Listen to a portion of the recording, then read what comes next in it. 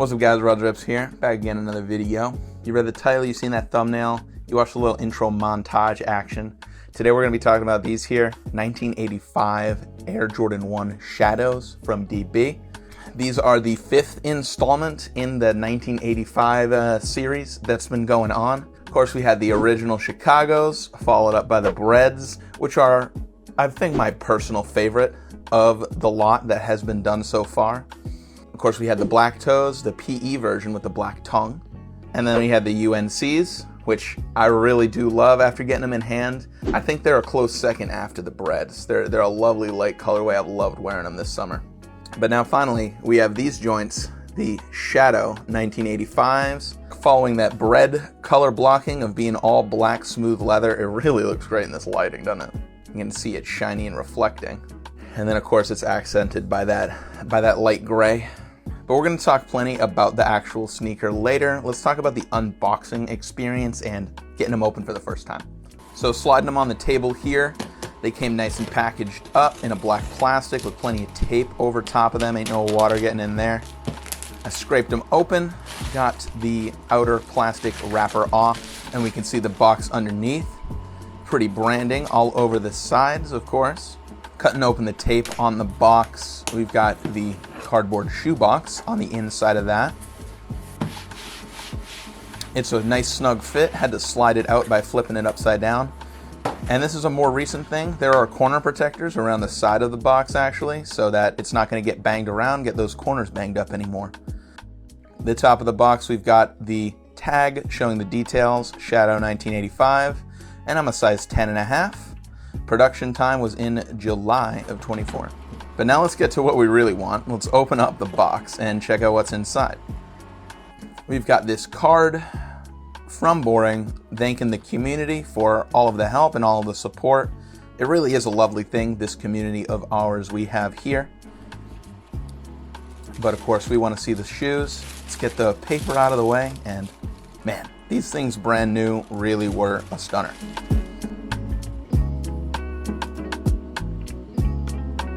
So now that I got them out of the box, let's take a look at the shoe up close, talking about its makeup and its materials. And I really do think that these Shadows are the nicest 85s to come out to date. They feel a little different. I don't know how I can quantify that other than it's just a gut feeling.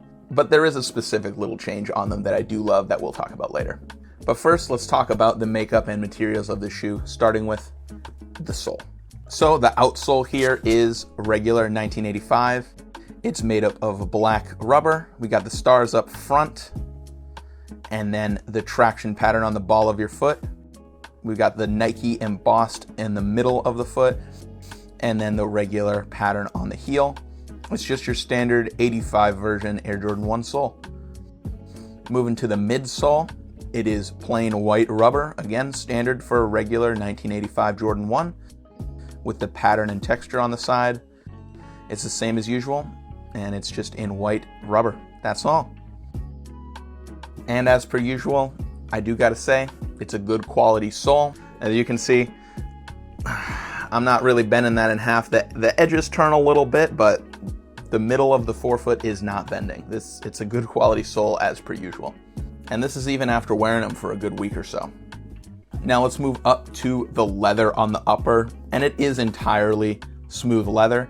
We've got black making up most of it around the outside of the toe box. You can see it springs back into shape right here. It's nice and soft, but still holds its shape.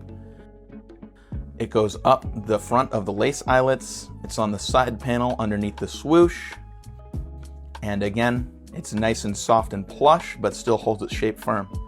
It goes up the regular lace eyelets, and then of course around the collar with that extra padding around it, because that's the ankle. It's got all the padding inside of there as well. So that's the black leather that makes up the upper. Now let's take a look at the gray. So of course that's on top of the toe box with those perforations so your toes can breathe.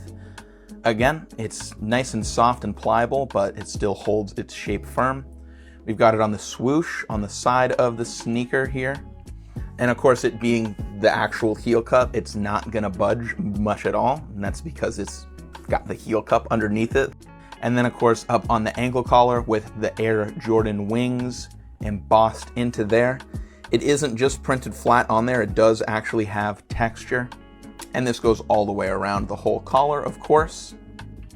And then there is a little more gray here, right on the back of the shoe where the two swooshes connect to hold those two panels together.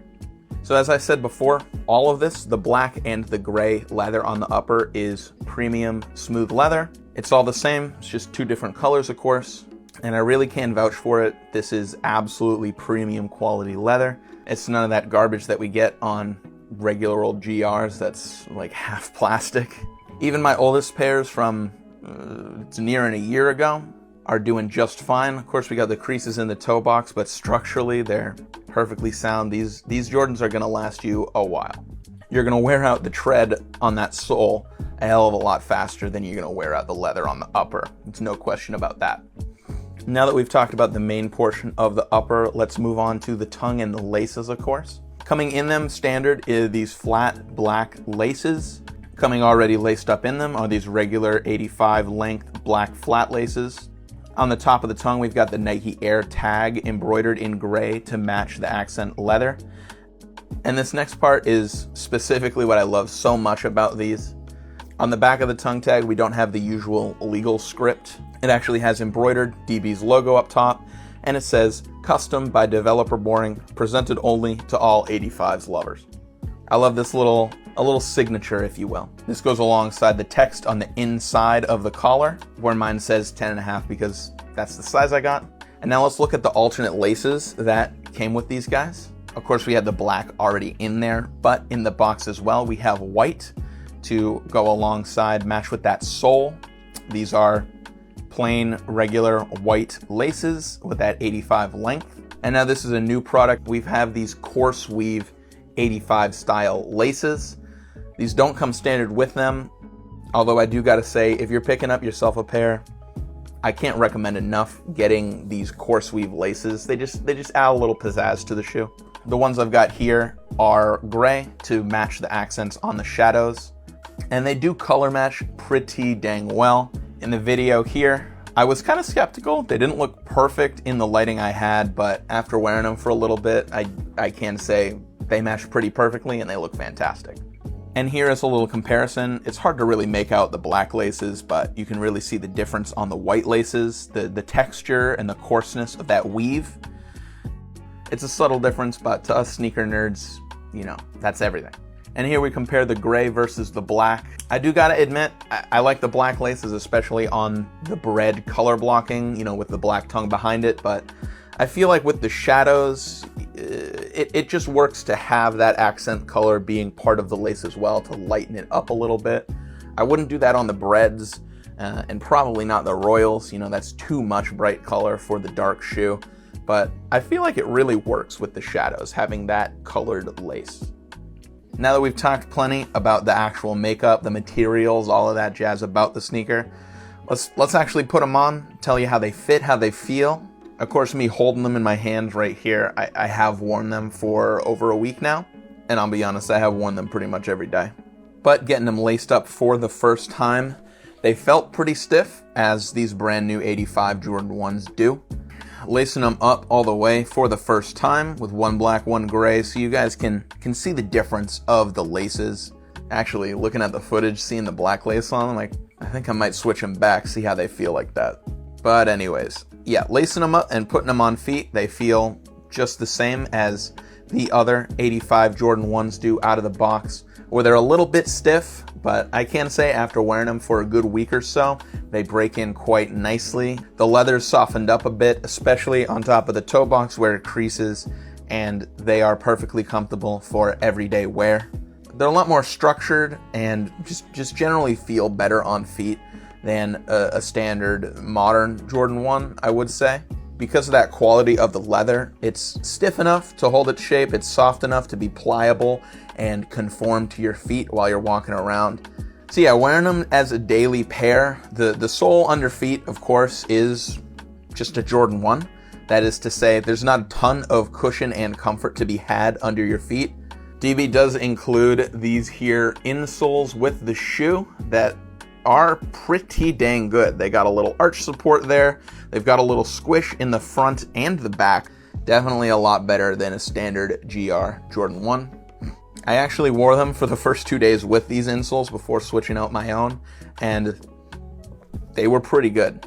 As it comes for comfort with the upper on top of your feet, the quality of the leather, with it being thick but still plenty soft, allows it to be pliable and, move with your feet as you're walking around, but then still, thick and stiff enough to hold its shape, be nice and supportive and structural. Especially on the back here with that nice rigid heel cup and plenty of cushioning around the upper ankle if you lace them up all the way to the top like I do. When it comes down to it, they're very comfortable as far as Jordan 1s come to be. Of course, they are still a completely leather, high-top basketball shoe, so they can only be so comfortable. But I feel like you know what you're getting into if you're buying this sneaker. Let me know what you guys think in the comments. If you have this pair already or any of the other colorways of the DB85s, let me know. I love responding to you guys and answering your questions. I'll see you in the next one. Adios.